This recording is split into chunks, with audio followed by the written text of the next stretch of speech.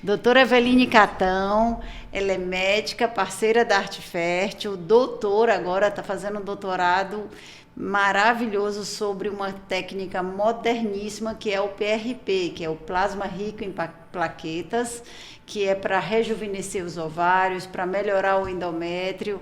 Ela também trabalha no consultório, faz ainda rejuvenescimento também ginecológico, então, e muitos bebês. E tenho o prazer de ter aqui ela para a gente conversar hoje sobre o tema ovo doação. Amém, vamos lá, vamos falar bastante sobre bebês, sobre, na verdade, todas as dúvidas. Então, antes da gente iniciar esse podcast, se inscrevam nas nossas redes sociais, se inscrevam no nosso canal do YouTube, Arte Fértil, também no Spotify, Arte Fértil, e nas redes sociais, @artefertil.reprodução.humana, doutora Altina Castelo Branco e o meu, doutora Eveline Catão.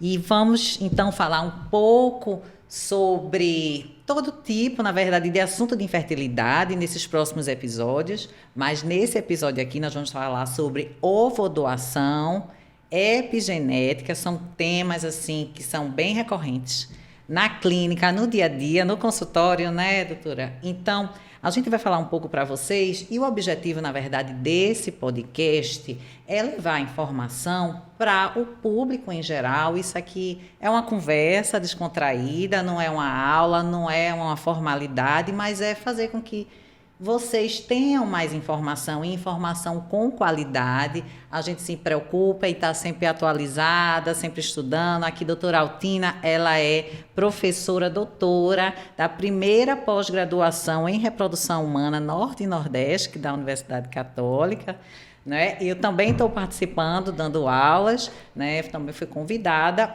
e a gente vai falar sobre diversos temas e desde já, qualquer dúvida, quaisquer dúvidas que vocês tiverem, já deixem aqui nos comentários, mandem um direct, entrem em contato e a gente pode, né, trazer convidados também, né? Nesse primeiro episódio estamos nós aqui, mas vocês podem sugerir, se vocês quiserem falar um pouco, puxando também para o lado da psicologia, da nutrição, a parte masculina, o que é que tem de novo, de moderno. Então, vamos lá conversar um pouco. Sobre aqui fertilidade, sobre ovodoação e muitos outros assuntos. Hoje é o nosso primeiro episódio com nós duas, mas teremos outros com convidados também, como a doutora Eveline falou. Bom, e por que a gente escolheu esse tema? Porque no mundo moderno, as mulheres estão postergando a gravidez, estão deixando para fazer seu projeto pessoal, profissional, às vezes querem curtir o casamento, e aí esse adiamento, muitas vezes, quando ela decide, nem sempre consegue. E aí, às vezes, a causa de não conseguir essa gravidez é porque o ovário, por algum motivo, seja da idade ou de doenças, como às vezes uma endometriose ou um tumor do ovário, que prejudicou esse estoque de óvulos, essa reserva, e aí ela vê que esse ovário já está diminuindo quantidade, qualidade, e ela precisa, então, que alguém doe esses óvulos. E que seria, né, as pessoas que podem doar óvulos e quem precisa receber, que é o que a gente chama de doação de óvulos e receptora de óvulos. Fala um pouco quem é que pode doar, Eveline. Então, eu digo que é sempre, antes da gente até entrar na questão, né, de quem pode doar, quem pode receber, mas é uma aflição, né? Você falou assim, chega no consultório, e agora? Chegou o final da linha, não tem mais opção, o que é que eu vou fazer? Né? Não posso ser mais mãe com os meus próprios óvulos. Então, hoje, graças ao avanço, né, das técnicas de reprodução e também de muita solidariedade, né, porque a gente conta com a solidariedade dessas mulheres que aceitam doar, né, parte dos seus óvulos. E aí tem muita coisa para a gente conversar, inclusive uma pergunta muito frequente que é, gasta meus óvulos, né? Elas perguntam muito. Então, assim, a gente conta com isso e também com a necessidade daquela paciente que não tem mais a capacidade de gerar, seja como você falou, né, por alguma doença ou por a idade avançada mesmo, a qualidade ruim genética. Então, assim, quem poderia, de acordo com o Conselho Federal de Medicina, essas doadoras, elas são doadoras até 37 anos, né? Então, assim, ela tem que passar por alguns exames de sangue, com pesquisa de algumas sorologias, que seriam o quê? Pesquisas de algumas doenças que podem passar durante a gestação, toxoplasmose, citomegalovírus, HTLV, ainda alguns outros exames. A gente faz também uma triagem, a gente pergunta o perfil da paciente, cor de pele, cabelo, olhos, né? Algumas doenças nela pré-existentes ou também na família, né? As características físicas. Você pode falar também verdade. um pouco mais? A gente pensa em todas essas sorologias que você falou, hepatite B, sífilis, Isso. HIV. Ela precisa, porque se a doadora tiver, pode passar no gameta e pode contrair a que for receber. Precisa de um cariótipo para ver se ela não tem nenhuma doença genética, porque aí poderia gerar no óvulo, quando a outra que fosse receber, ter um bebê com aquela doença genética. Então, é importante saber, até para que a outra que, se fosse receber, saber e dizer se aceita ou não aceita. Agora, eu adorei isso que você falou, Eveline. É importante a paciente saber disso, porque senão ela pensa assim, estou no fim do túnel, aquela que precisa receber essa doação. Hoje mesmo, no consultório, eu ouvi uma conversa desse tipo. Foi um casal que já tinha mais idade, ela tinha entre 40, eu acho que ela tem 43, 44, já tinha esse estoque de óvulos diminuído através de um exame, que é o hormônio antimileriano, que estava bem baixinho, de 0,01, e a menstruação ainda vinha. E aí ela disse, poxa, tentou uma vez com o óvulo dela, só deu um óvulo, não deu o embrião bom. E o que ela me disse foi, é bom saber que não está no fim, que eu tenho outras possibilidades. Exato. Possibilidades, como, aliás, não é o tema, mas é importante saber que existe o PRP, que você está fazendo doutorado. A gente vai falar, isso aqui é tema para próximos episódios, a gente vai falar um pouco. Isso foi só um brief, né? Uma Exatamente, é só um spoiler. Então, só um spoiler. Aí eu falei dessa ideia, mas que também vai ter de todo jeito, mesmo fazendo, um lift, pronto, é uma ajudinha nesse ovário, mas também tinha a possibilidade de receber óvulo doado, ou até para esse casal, porque ele também tinha, o parceiro dela, uma alteração, um embrião doado. E eles gostaram muito, porque eles disseram, então a gente ainda tem outras opções, eu ainda posso ter esse meu projeto da maternidade, da paternidade, mesmo se eu não conseguir ter um embrião bom com o meu gameta.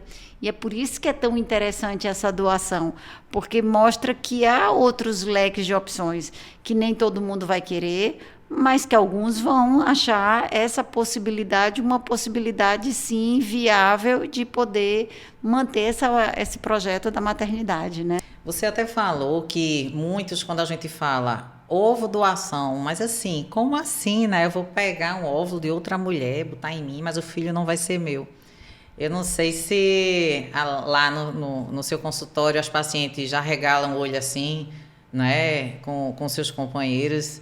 E faz, como assim, né? Eu vou aceitar e eu, muito naturalmente, aí eu até já brinco, eu disse, olha, se eu não pudesse mais ter com os meus, eu aceitaria, tranquilo, assim. Se quiser ter o prazer de gerar, mãe, você vai ser, de toda forma. Aí eu faço a pergunta, você adotaria uma criança?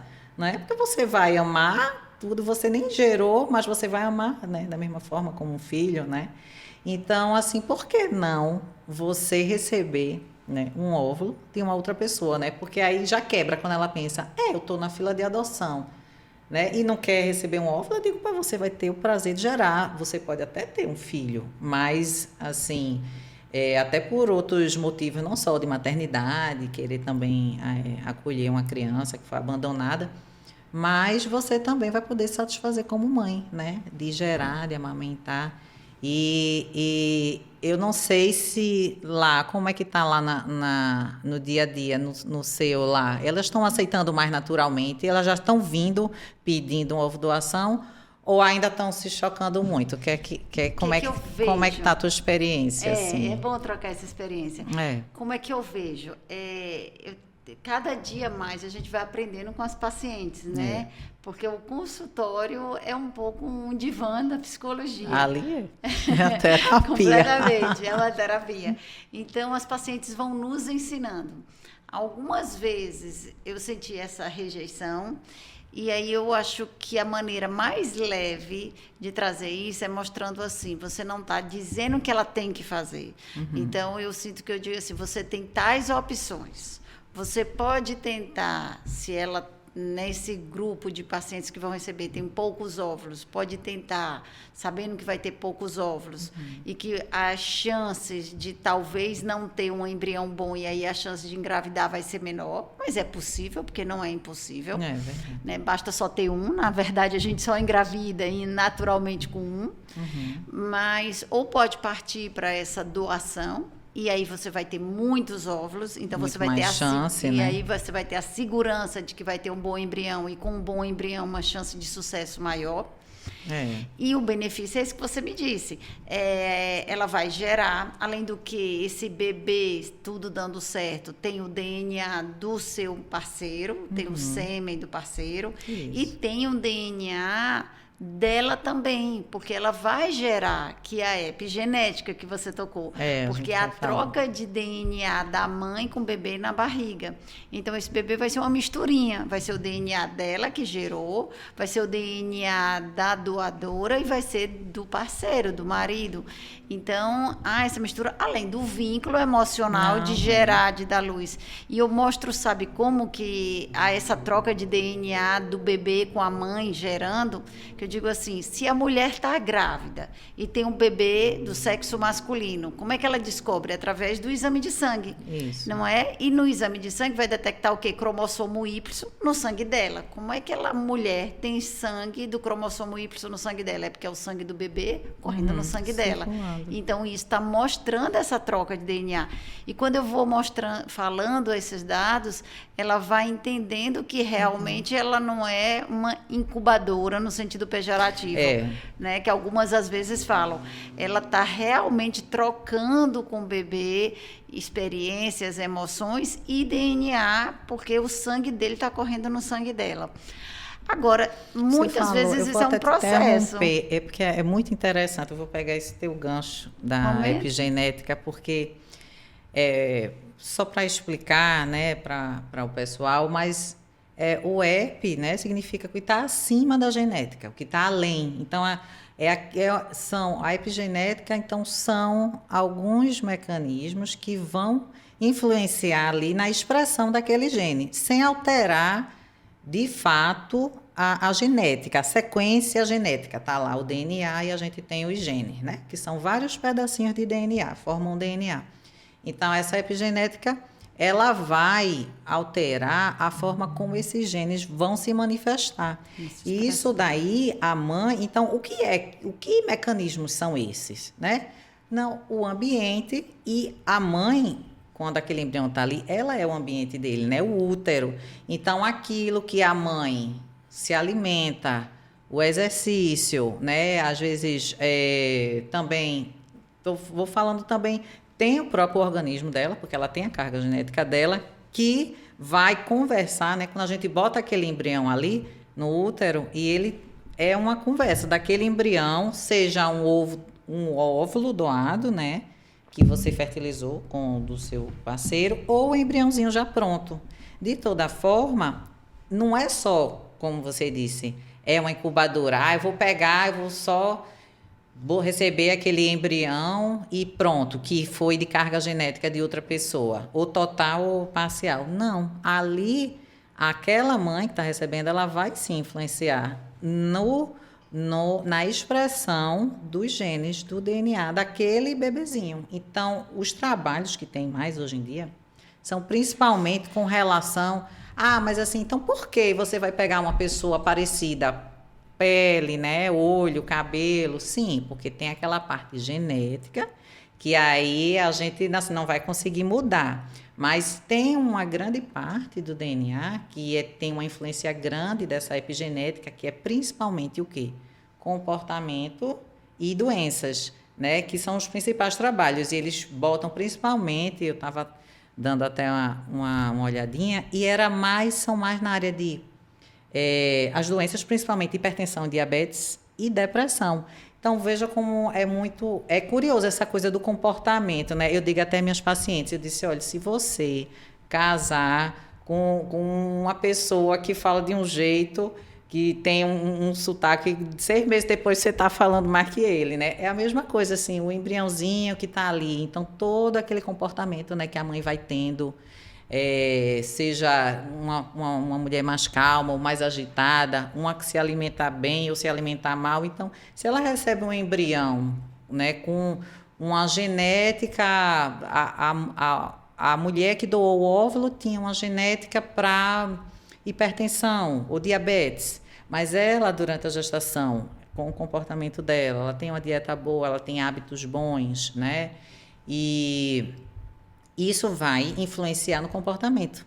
Não só criança, daquele feto ali, enquanto está ali, embrião, feto, mas também após o nascimento. Eu acho que isso é incrível. É por isso que não parece muito os bebês que foram gerados por ovo doação, o embrião, fica parecido adotado, com os pais. Muito parecido. Né? E fica parecido porque vai criando expressões, trejeitos, hábitos de vida, comportamentos. E a complexão assim, física também, né? Vai. Porque tá ali mesmo é aquela coisa, nem todo mundo que tem uma genética para um câncer, porque tem esse gene do câncer aqui na família, nem todo mundo vai expressar, vai ter o câncer. E tem o gene. E tem quem não tem e vai ter. Porque tem outros fatores que vão afetar na genética. Isso. Exatamente. É só para que o pessoal entenda, né, o que é epigenética. Por exemplo, a Angelina Jolie tinha um gene para o câncer de mama, aí tirou. Mas tem gente que tem esse mesmo gene que não vai aparecer. Não vai se manifestar e tem outras pessoas que não têm o gene, mas que têm hábitos de vida, obesidade, sedentarismo, e aí manifesta o câncer. Então, os hábitos externos influenciando também na genética, que favoreceu um câncer, por exemplo. Exato. Né? Como a hipertensão, como outras doenças, depressões. Então, sem dúvida, há essa troca. E também pensar assim, então, poxa, eu quero esse filho, sei que vou ter essa troca. E quando é que eu vou fazer? Quando é que eu vou ter essa escolha? Então, nessa linha, é isso. É aquela paciente que diz assim, que aí eu digo muito assim, é você querer, porque eu não pergunto assim, eu estou errada, eu estou certa. As pacientes perguntam, porque tem as culpas, tem as dúvidas, então eu digo assim, veja, eu acho que o certo e o errado é você ser feliz, não tem um certo e um errado. Se vai me fazer feliz, então está valendo a pena. Então, se ela vai ser feliz em ser mãe, né, com a doação de óvulos, e às vezes é isso, eu quero ser tanto mãe, como também eu vejo uma coisa interessante, até um parênteses. Umas vezes as pacientes chegam no consultório e dizem assim, doutora, eu quero engravidar, mas eu não quero fazer uma fertilização, ou não quero fazer uma doação de óvulos. Aí eu digo, veja, o que a gente quer aqui é um bebê. Então, reprodução assistida não quer dizer fertilização in vitro, quer dizer que a gente vai assistir essa mulher a engravidar. Inclusive em casa. Inclusive em casa. Para que vai engravidar em casa. Se, por exemplo, uma mulher que não ovula, a gente vai assistir a dar um indutor para ela ovular. Uma paciente que ela está precisando porque tem alguma doença inflamatória, uma endometriose, às vezes ela vai para uma cirurgia e engravida em casa. Exato. Agora, eu quero tanto essa gravidez e não estou conseguindo em casa. Não estou conseguindo via reprodução assistida, via uma fertilização in vitro, porque meus embriões não estão tendo boa qualidade por conta do óvulo. E tenho na doação a possibilidade de ser mãe. Eu aceito, eu quero ser mãe. Até que momento, até que ponto? Né? Eu quero tanto ser mãe que eu aceito uma doação de óvulo, de embrião. Para algumas, ela vai dizer, eu aceito, eu quero tanto ser mãe, eu estou tão pronta que até isso eu aceito. Outras, não quer dizer que elas não queiram, mas ela quer, mas para ela, para o limite do coração dela, ela não consegue, ela tem seus valores, com a às vezes de outra, religiosos, né? às vezes valores emocionais, ela quer muito ser mãe também, mas para ela não está pronta a mente, o coração para aceitar uma doação. outras dizem não faço questão. E aí é onde vai. Não tem uma errada e uma certa. Não é porque a que quer aceitar a doação, ela quer ser mais mãe do que a outra. Simplesmente na cabeça de uma aceita, na da outra não. E eu faço o seguinte, Diga. que às vezes elas estão na dúvida, né? Poxa, não sei se eu realmente vou aceitar, se eu vou me sentir confortável, se eu receber um óvulo, né? A gente está falando muito da receptora, mas depois a gente vai falar da doadora, né? Porque tem a cabecinha da doadora também. E eu digo assim, ó, vamos fazer o seguinte, a gente vai chegar até o final da linha. Aí eu explico, olha, nas suas condições, a chance de você obter um embrião com boa qualidade são essas. Aí eu boto assim, eu mostro até tabelinha mesmo de artigo científico. Ó, isso não é uma estatística do Recife, nem da Clínica Arte Fértil, nem do Brasil, isso é no mundo, tá? Porque a gente, quando fala de infertilidade, né, com relação à idade, fica tudo parecido, né, no mundo todo. Então, olha, é isso aqui. Aí eu disse, ó, vamos tentar. Você tenta com o seu. Chegou agora. Eu disse, olha, a gente já fez aqui. Chegou no fim da linha, não conseguiu com o seu. E aí agora? Você vai abrir mão de ser mãe ou vai agora? Às vezes elas começam não aceitando, né, a doação. Mas depois, quando elas vão até o último recurso, aí elas fazem. Eu vou aceitar. Aí até o marido, geralmente os maridos às vezes ficam assim, né?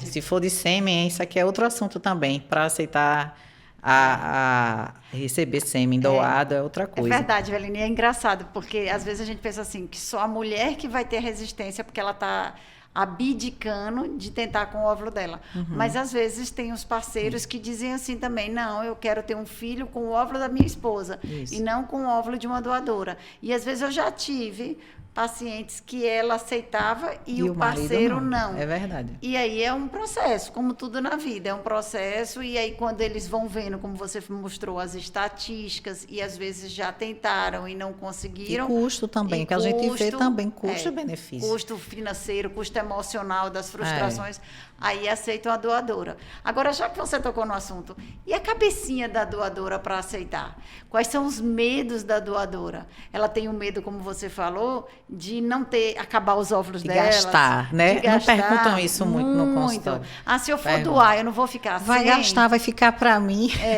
Aí, nessa ideia, eu sempre falo, sabe o quê? Eu digo, veja, todo mês o ovário da mulher tem como uma árvore, tem vários ovinhos. E aí, nessa safra, só um fica maduro e os outros ficam verdinhos, mas acabou a safra, cai tudinho. No outro mês vem o novo. Então, é como se em cada ciclo menstrual um fica maduro e os outros atrofiam. No outro ciclo vem um novo. Então, aquele lote, usando ou não usando, vai se perder. Gastar. E como é que eu mostro isso também? Eu mostro no sentido oposto. Se a mulher toma pílula contraceptiva, ela fica sem ovular.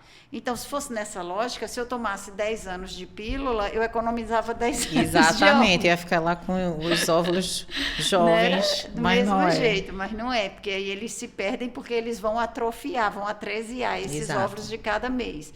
Então, ela pode doar, que ela não vai perder o estoque de óvulos dela. Isso. Agora, tem essa outra questão, não é só perder. Um dos medos é esse, o outro medo é pensando na genética. Eu não vou ter um filho por aí. Não, veja, é uma célula. E aí, uma maneira que às vezes eu falo, não sei como é que você comenta, eu digo, se você doar um coração, você vai ter um coração. Isso aqui é uma troca, eu quero saber aí o que é que você fala, porque... Não é? De repente... Se eu doar um coração, quer dizer que a pessoa vai amar o meu marido porque eu dei o meu coração. Então, assim, é uma célula que está doando. É claro que ali tem carga genética, como a gente falou, mas é uma célula que também se vai fundir com outro espermatozoide, que vai ser gerado na outra barriga. Um ser humano completamente diferente, né? Pois é. A gente, quando está falando principalmente de epigenética, eu vou voltar para a epigenética, tem muitos estudos em gêmeos, eles gostam de comparar gêmeos. Por quê? Porque tem a mesma carga genética. Então, vamos dizer assim, hipoteticamente, vamos dizer que eu pegasse ali um embrião e eu vou botar aquele embrião, não vou dizer nem dos gêmeos, faz de conta, dos gêmeos, vamos supor assim. Bota numa mãe e aí eu pego aquele embrião que tem a mesma carga genética, né, o gemelar, e boto numa outra, vão ser indivíduos claro, fisicamente semelhantes, né, com semelhança grande, mas vão ser totalmente diferentes, porque eles vão se manifestar, como a gente tinha falado, né, de acordo com aquele ambiente ali uterino, aquela mãe, né, e depois também com a criação, que a gente sabe principalmente o comportamento fica muito parecido, né, mas voltando à questão que você estava... doadora, né? A da doadora, sim. Aí então, assim, quando elas perguntam, a questão, vão estar meus filhos aí espalhando? Não é, né? Não é isso. filho, na verdade. E não é. O gameta, que é o óvulo, é metade da carga genética, nem é toda, né? Porque nós somos formados, não é? A carga genética toda, né? A gente tem 46 cromossomos. Então, no óvulo vão 23. Então, você está doando só a metade, né? E vai juntar com outro, o espermatozoide, em um outro útero. Então, assim, eu digo, olha, fica tranquila, que não vai ser uma mini você aí, não. Você vai estar ajudando uma pessoa. E eu percebo muito, eu digo sempre assim, é uma percepção minha, mas não sei se é a sua também, que a receptora, quando ela engravida, eu percebo ela mais radiante, assim, do que até a doadora, quando engravidou. Eu não sei se isso é uma coisa... Ambas Também. muito felizes, mas assim, eu acho que a sensação de uma gestação, para quem não tinha mais possibilidade nenhuma, a não ser pelo altruísmo de uma doadora, eu acho que ela é muito grata. Ela é muito grata e eu acho que assim, é aquela coisa assim, o sonho que ela achava que já não era mais que não era possível e que se realizou. Exato. E isso é muito gratificante para ela e para a gente, quando vê que para mim é quando a gente diz assim, a gente está fazendo a nossa parte, a gente está contribuindo para a saúde e para realizar um sonho. Então a medicina ajudando e transformando vidas. Isso. E isso me encanta na reprodução, né? Eu acho que é uma das coisas que me deixa mais... Só você falou aí do brilho dela, eu já me emocionei. Eu acho que é isso que torna quem trabalha com reprodução tão apaixonado. É verdade. A gente fica empolgada. Fica empolgada. É lindo, né? Eu acho assim, por anos que a gente passa fazendo aquele momento da transferência embrionária, né? Quando entra, que a gente injeta, que entra aquele embriãozinho, que ele sai o brilhinho, é a coisa mais linda, né? A gente se emociona e assim, principalmente num caso desses que ela não tinha mais possibilidade, e a doadora também, porque ela vai se submeter, quem vai receber as injeções, a estimulação toda do ovário é essa doadora, né? Para poder, claro, ela vai ter o benefício, ela tem um benefício também para o processo dela, e ela também ajuda a receptora. Então, você pode falar um pouco assim, como é que funciona a questão doadora-receptora nas clínicas de reprodução humana, na verdade, no mundo todo, né? Mas fala lá da arte fértil, como é que funciona. Eu digo que é uma corrente do bem. Isso. É uma corrente do bem, porque uma está ajudando a outra. E as doadoras, hoje a gente teria 3 possibilidades no Brasil. Uma que só existe no Brasil é a doação do óvulo de um parente. Isso é permitido pelo Conselho de Medicina. Sim. Então, por exemplo, uma paciente que aceitou a doação, mas ela quer, pensando na genética ainda, ela quer de uma sobrinha, de uma irmã mais nova. Então, aquela irmã vai tomar as medicações, vai tomar as injeções, aí ela vai ter muitos óvulos, a gente vai captar, vai juntar com o sêmen do parceiro dela, e ela vai gestar um bebê, por exemplo, se fosse uma irmã, que é do óvulo, vamos dizer que eu fosse a paciente que estou recebendo, então eu vou receber um embrião fruto do óvulo da minha irmã com o sêmen do meu parceiro. Isso. Ou se eu fosse solteira e quisesse, com o óvulo da minha irmã, com o sêmen de um doador. Isso é recente, né? Isso é recente, que antigamente não podia. Isso faz uns 2 anos que o Conselho de Medicina liberou. E além dessa doação ou de uma parente, mas também pode ser uma doação cruzada. O que é que a gente chama cruzada? Aí é uma paciente que chegou numa clínica de reprodução que também está tentando engravidar e que o problema dessa mulher é ou as trompas ou o sêmen, mas ela tem muitos óvulos, ela tem uma boa reserva, então ela vai ter uma dezena, uma quinzena de óvulos. E aí vai ter, às vezes, muitos embriões excedentes e que depois a gente vai ficar preocupado o que é que vai fazer com esses embriões, porque se Deus quiser, essa mulher vai engravidar e vai ficar com embriões congelados. Então, o que a gente faz? E eu faço muito isso, a gente faz muito isso na Arte Fértil. A gente divide esses óvulos, ela aceitando, que aí a gente chama cruzada, porque cruza, ela doa metade dos óvulos para essa outra pessoa anonimamente, que não conhece, e metade dos óvulos fica para ela. É uma troca, uma ajuda a outra. Ela doou metade dos óvulos dela e, em troca, ela ganha uma ajuda de custo da receptora, que paga, às vezes, os remédios, até porque se a receptora fosse estimular o ovário dela, ela não tem que tomar medicação. É justo. Então, ela compra o remédio, mas deixa na clínica para a doadora usar. Então, uma ajuda, a receptora de óvulos ajuda de uma forma indireta, financeiramente, viabilizando, às vezes, financeiramente para a doadora fazer o tratamento e engravidar. E a doadora ajuda a que vai receber, viabilizando ela ter óvulos para poder ter um filho. Então, uma ajuda a outra para concretizar o sonho da maternidade. Mas ainda tem uma terceira opção, que são os bancos de óvulos. Isso, exato. Que hoje, com o mundo globalizado, a gente tem banco de óvulo nacional e bancos de óvulos internacionais. E qual é a diferença? É que o internacional, as doadoras, por exemplo, Estados Unidos, Holanda, Espanha, elas ganham lá dinheiro. Eles comercializam, né? Então, ela pode ver a foto, pode ver características mesmo assim, ver a voz e tudo. Mas é feito um catálogo. Você ela está pode comprando óvulos, né? Exatamente. Aí se importa. Aí só que é bem mais caro, até porque você vai pagar em dólar, em euro. Ou pega de um banco de óvulos nacional. E esse banco de óvulos, ele não é feito a clínica Arte Fértil, porque a gente não pega óvulos das nossas pacientes e exporta, vamos dizer. Então, o banco é isso, é uma clínica de reprodução, só que ele tem uma liberação específica para pegar esses óvulos, e, em vez de usar só lá, ele mandar. E para ele ter essa licença, ele tem que dar o segmento, saber se aquele óvulo que ele mandou para o Pará, para outro estado, se essa mulher que recebeu engravidou, e reportar para os órgãos para que não mande mais óvulos dessa doadora para a mesma região. Exato. Então, esses são os bancos de óvulos. Só que aí, quando ela vai fazer o pedido desse banco, como esse banco fez esse investimento, aí acaba tendo um custo maior financeiro. Mesmo o nacional não se pagando a doadora, mas ele fez o investimento de pagar os exames dessa doadora, né? Congelar, descongelar. A cruzada acaba sendo um custo menor. Mais acessível. Mais acessível, porque, na verdade, ela está pagando como se fosse uma fertilização, a receptora. E a doadora está tendo, cruzada, está tendo um benefício de diminuir os custos delas.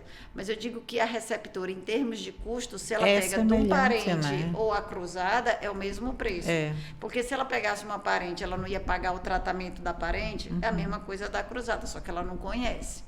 Então, hoje a gente pode ter doação dessas 4 maneiras. E todas têm que ter, revisando, né? Idade até 37 anos, cariótipo, para provar que ela não tem alteração cromossômica, genética, e as sorologias. Essas são as recomendações. E aí, esse cuidado de ver o biotipo, o tipo sanguíneo, né? O grosso seria isso.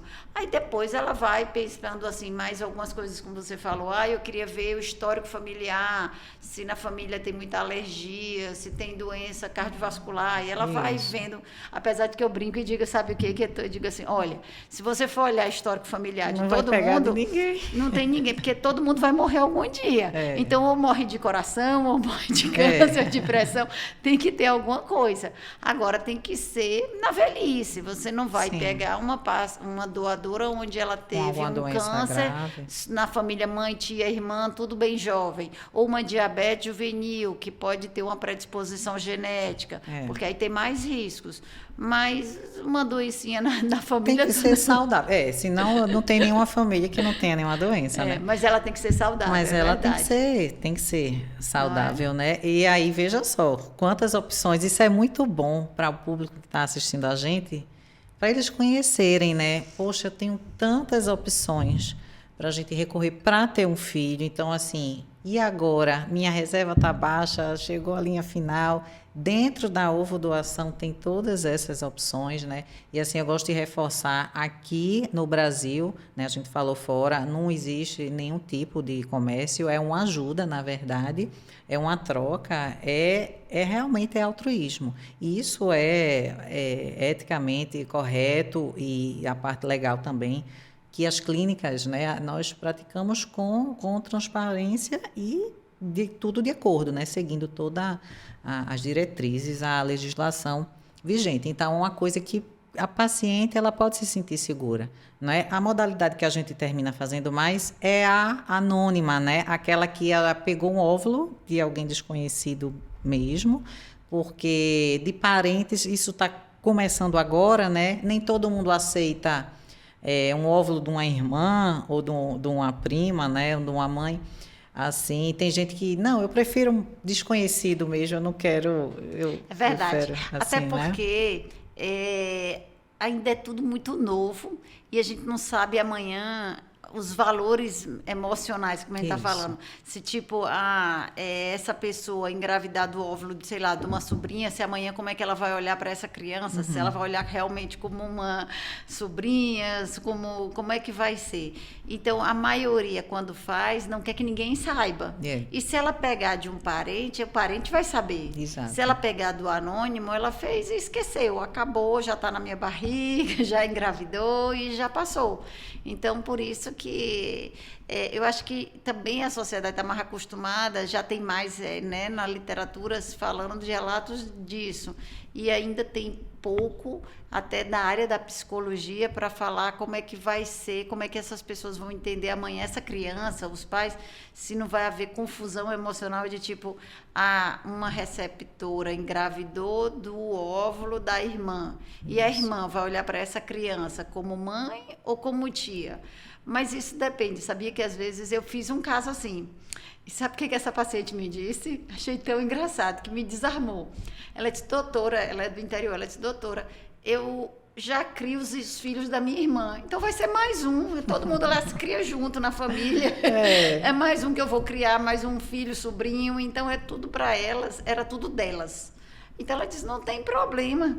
E ela disse, minha irmã não cuida nem dos dela, quanto mais vai querer cuidar agora do meu, que eu vou engravidar. Então, assim, para ela estava muito tranquilo. Talvez para outro, aquela história da cabeça, não aceitasse de uma forma tão leve. Então, é isso. Eu acho que é muito o que vai lhe fazer bem. Para ela foi muito bem. Ela já teve uma menina e está muito feliz. Me manda foto e foi do óvulo da irmã. Pois é questão realmente, eu digo, olha, a gente tem que trabalhar a cabecinha antes. É muito bom quando se tem a oportunidade de ter um acompanhamento psicológico, né? Inclusive, lá na clínica, né, nós temos a Magda, né, a psicóloga, né, mas se tem a paciente que ela já é acompanhada já pela sua terapeuta, pela sua psicóloga, isso é muito bom, porque ajuda, né, nos ajuda ali na hora, porque nós não estamos ali nós não estamos, como você bem falou, a gente está mostrando as opções que existem, né?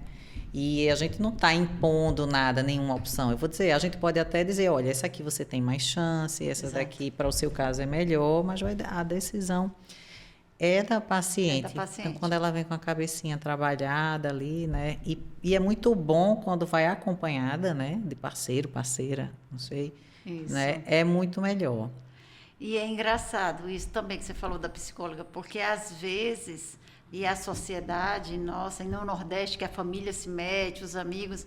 Então, acho que às vezes a psicóloga vai ajudar para ela olhar para si e saber o que ela quer. Porque às vezes ela até quer, mas ela está tão preocupada do que os outros vão achar, do que os outros vão pensar, que ela esquece de pensar assim, o que eu quero. E às vezes um profissional da área vai ajudar ela a se questionar e dizer... Porque, no final, é o que eu digo muito para as pacientes. Eu digo, o que você quer? Porque é isso, a decisão final é dela. Como eu tive o inverso. Eu tive um caso de uma paciente que ela tinha pouco óvulos e ela fez 6 fertilizações e conseguiu um bebê. na sexta. Aí ela Nossa, disse assim, né? Eu já nem aguentava, já estava morrendo, a mas gente já ainda fica arrasada, É, porque né? toda vez a gente também participa, né? Das Emocionalmente. frustrações, das expectativas, não é Exato. verdade? Toda vez que é um positivo a gente se alegra, né? Mas infelizmente quando não dá, a gente também Fica triste. fica triste também. A gente E a gente já absorve. ficava, imagina com 6. Eu já estava doida que ela fosse para Nossa. outra doutora. Mas assim, a gente foi juntas. Que bom, Que porque bom, a não missão é? era com você. É, Vamos lá. vamos A lá. persistência. Do início ao fim. Mas aí ela manda também, ela diz assim: obrigada por ter me deixado tentar. É. Porque ela disse assim: outros médicos teriam dito para ela que não ia fazer, que ela me disse que tinha passado e que era para ela tentar com doação. Mas ela não aceitava. E ela persistiu e conseguiu. Então, quem somos nós para Verdade. dizer que não pode O limite, ou pode? né? O limite. Ela tem que dizer o que vai fazer ela feliz. Para ela, fez feliz, tentar 6 e conseguir com dela. Conseguiu. Eu Né? digo, Outras vão dizer, Deus o livre, tentar 6 eu vezes. digo, olha, você tem gás, então vamos. Eu digo assim, eu sou sua personal baby. Eu digo assim, eu sou boa. sua personal, vamos. Eu digo, olha, se você não está mais com força, né? Eu disse até para Muito bom. uma paciente ontem, eu disse, ó, a gente vai lhe carregando, né? E essa é a função, na verdade, de um profissional, de um amigo, de um parente, né? É isso E assim, mesmo. a gente vai tentando até... A gente vai testando, né, o limite do paciente e, claro, a gente não vai extrapolar, a gente não vai insistir em algo, ó, não sai mais nada daqui, né? Mas assim, enquanto tiver alguma possibilidade, né, dentro do que for claro, do que for ético, do que for honesto, a gente vai tentar. E a gente tem casos nisso, né? E assim, isso aí também é uma deixinha para depois a gente conversar um pouquinho sobre o meu projeto, né, de pesquisa, a minha linha de pesquisa, né, também. Que está fazendo sucesso. Casos que a gente, como fala, Meu você orientador, tem casos vou deixar um de abraço pacientes. para ele, Gustavo Ferre. E você, professor. diga aí, você tem pacientes de 43 que engravidaram, 44, pacientes que não tiveram Mais. nenhum embrião e que Isso. depois conseguiu embriões bons. Por isso que assim, Com os agora próprios óvulos. com os próprios óvulos. Então assim, agora desde que ela saiba que é um contexto mais difícil. É uma mas técnica, possível. é uma técnica experimental, num contexto de pesquisa, mas a gente vai conversar mais, porque ele merece um espaço amplo, né? A gente vai conversar. Então, essa conversa nossa foi muito legal, eu me divirto. Na verdade, é muito bom a gente falar, né, sobre qualquer tema de fertilidade. Eu acho que o médico de reprodução é um apaixonado, não pode ver um beta, não pode ver uma gravidez, um menino que agarrar tudinho, levar no braço e fica feliz, né? A gente se alegra pela alegria dessa família, né? Eu acho que a essência é essa. Se deixar aqui, a gente não para essa conversa, a gente Isso vai... aí vai lembrando histórias e vai lembrando fatos, né? Isso, E vibra junto.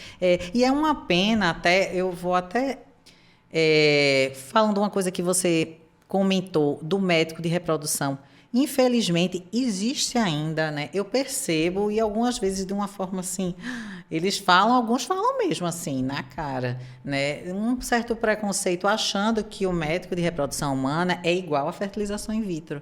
Então, eles acham, vou procurar um médico, então seu filho vai ser fertilização in vitro. Não, gente, a gente vai investigar, a gente vai avaliar a fertilidade, a gente vai, inclusive, se nem quiser engravidar, a gente vai ver questão de preservação de fertilidade, né, de óvulo, de sêmen, de embrião. Então, é diferente. A gente, na verdade, vai fazer todo aquele diagnóstico, né, de infertilidade, tratar os fatores que muitas vezes a gente corrige, uma correção hormonal, pode ser uma correção cirúrgica, a parte clínica, e vai proporcionar com que aqueles pacientes engravidem.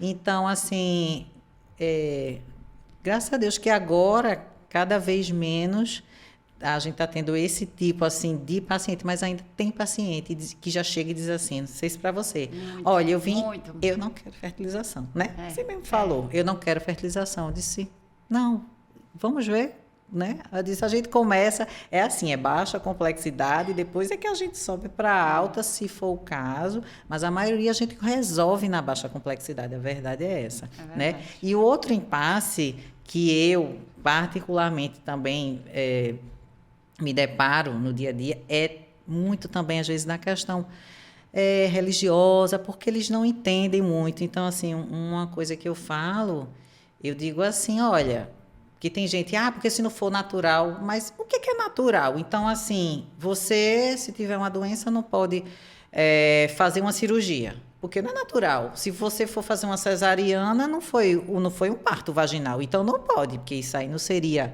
de Deus ou de repente daquilo que você crê, não é? E se você estiver morrendo, precisar de um transplante, aí eu lembrei que você falou de transplante de coração, você não vai receber porque é de outra pessoa aquele transplante e quer dizer que aquilo ali não foi de Deus? Então, assim...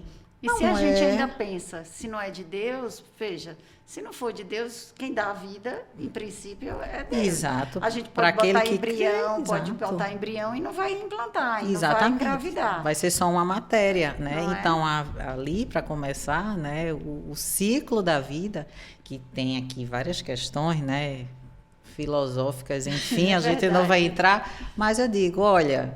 Uma coisa eu sei, eu tenho certeza que a gente se sente fazendo bem ao próximo e a gente se sente fazendo algo realmente sendo instrumento de Deus, né? Eu acho que isso aqui é muito importante.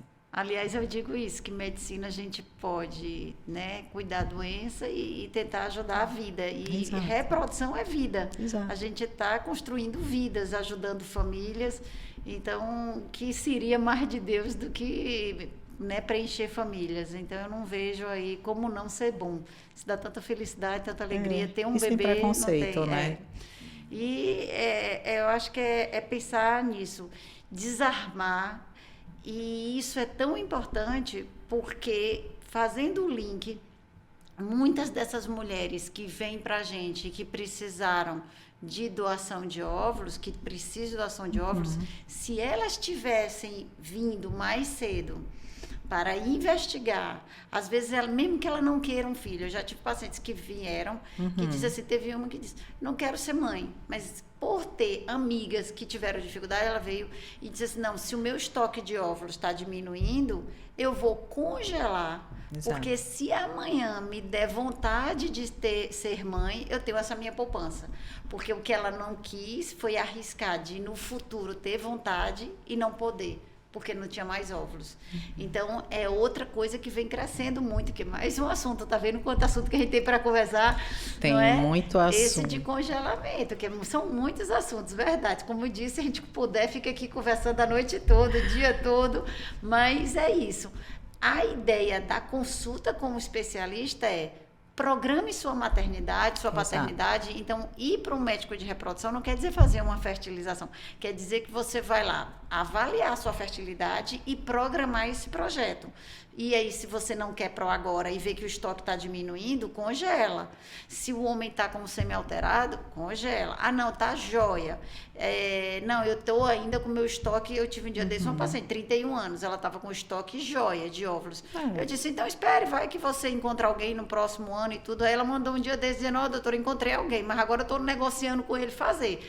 Eu digo, se demorar muito para negociar, vem para congelar. Então, é isso. Veja, mas ela veio com a ideia de congelar e saiu para procurar um namorado.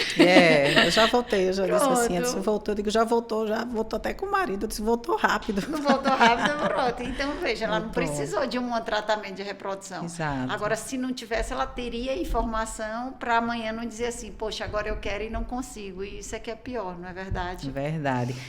Bem, gente, então vamos encerrar esse nosso primeiro episódio do Papo Fértil, que é o podcast para vocês enviarem suas dúvidas, para a gente ter uma conversa gostosa, receber vários convidados, né? E hoje foi maravilhoso. Eu sou suspeita para falar, né? Porque eu amo essa pessoa, doutora Altina Castelo Branco.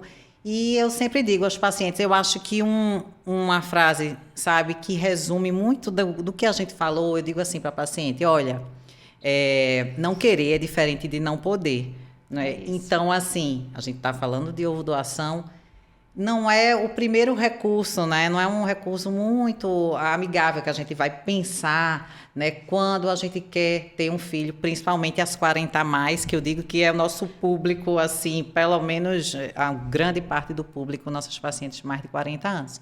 Então, se programem, se precisar também de ovo doação, isso daqui, venham, procurem a clínica, procurem os profissionais, né? Venham conversar, que a gente vai tentar tirar as dúvidas e o mais importante também, após esse podcast, deixem aqui todos os seus comentários, entrem em contato, mandem direct, se inscrevam no nosso canal para receber os próximos vídeos, curtam, compartilhem, enviem para amigos, amigas e todas as pessoas que possam se interessar ou que precisem dessa informação. Às vezes você não consegue passar essa informação, mas nós vamos tentar passar de uma forma clara, com a ajuda de outros profissionais também, as principais dúvidas que vocês têm e ajudem a divulgar também nas nossas redes sociais, @artefertil.reprodução.humana, e nós temos a nossa rede social também pessoal, se vocês quiserem se inscrever e seguir também, receberão conteúdos semanais sobre os mais diversos temas de reprodução humana. Muito obrigada, doutora Altina. Você esqueceu de dizer quais são, né? O Instagram de doutora Eveline, doutora Eveline Catão. Doutora Eveline Catão. E o meu, doutora Altina Castelo Branco. Então, contamos com a ajuda de vocês para divulgarem esse assunto e nos sigam para que a gente dê sugestão também, para que a gente possa fazer novos temas que vocês tenham interesse, porque este será o primeiro de muitos podcasts. Adorei a nossa conversa. Já estou querendo o próximo, Eveline. Ah, não, aqui já tem muito tema aqui na cabeça, com certeza. Aqui, se a paciente não sugerisse os pacientes, a gente já arruma, a gente sugere, né? A gente sugere, porque cada vez mais dúvidas. Tá bom. Obrigada. Obrigada também.